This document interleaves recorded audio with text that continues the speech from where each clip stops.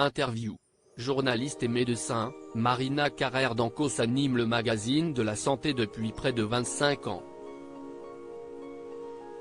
Issue d'une famille d'intellectuels, elle a accepté de se confier à Télé Loisirs sur l'éducation pour le moins étonnante qu'elle a reçue de sa maman et celle qu'elle a donnée à ses enfants. Passionnée par ses deux métiers de médecin et de journaliste, Marina Carrère d'Ancos tient à partager ses connaissances avec le public.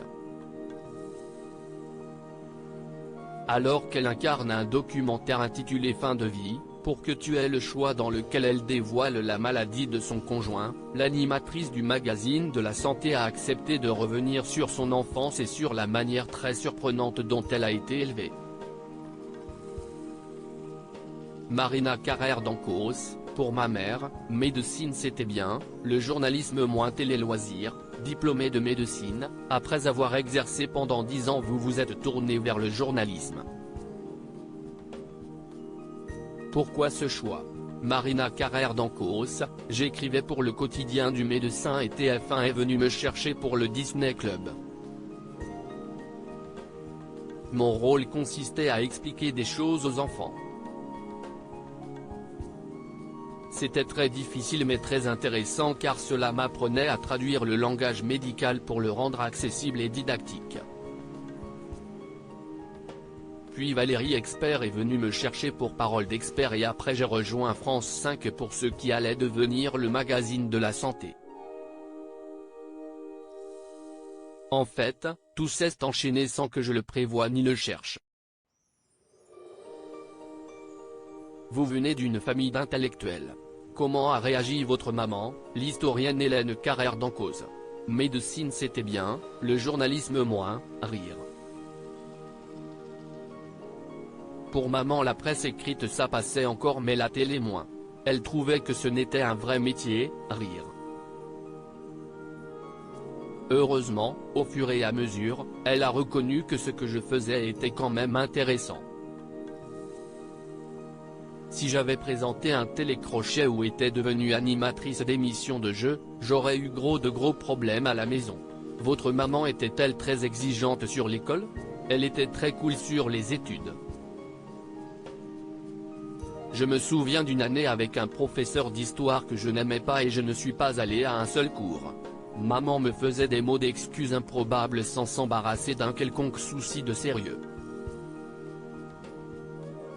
Je faisais ce que je voulais mais elle ne devait jamais être convoquée chez le directeur et je devais obligatoirement passer dans la classe supérieure. C'était le seul contrat que j'avais, mais j'ai quand même des grosses lacunes en histoire.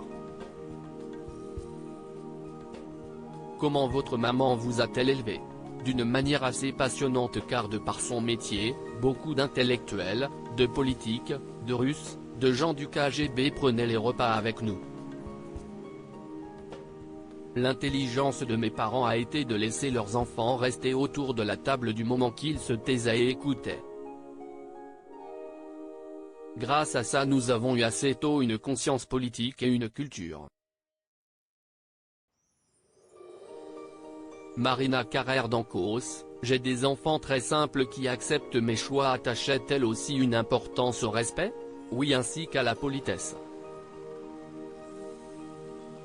Pour le reste, elle partait du principe qu'on n'est qu'une fois enfant et que si on ne fait pas des bêtises enfants, on ne les fera jamais.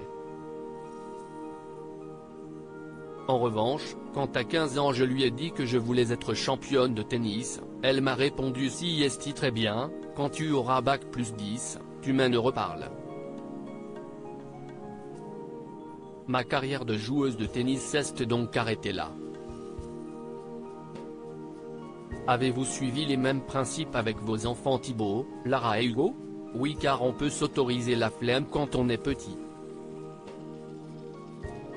D'ailleurs je préférais qu'ils me disent qu'ils ne voulaient pas aller à l'école plutôt que de m'annoncer qu'ils avaient mal au ventre car cela m'inquiétait.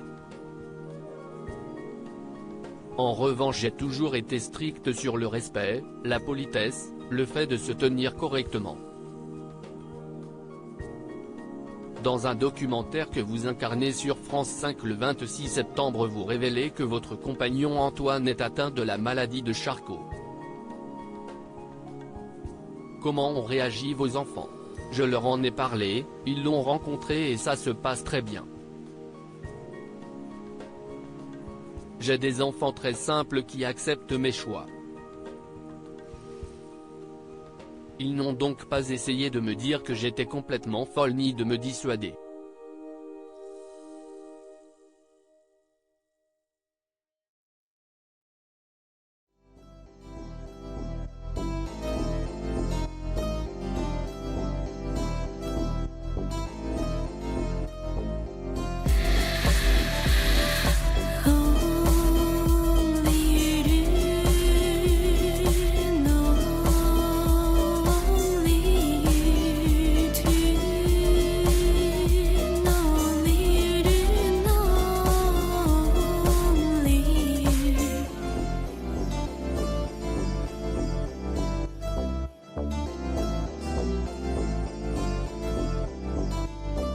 To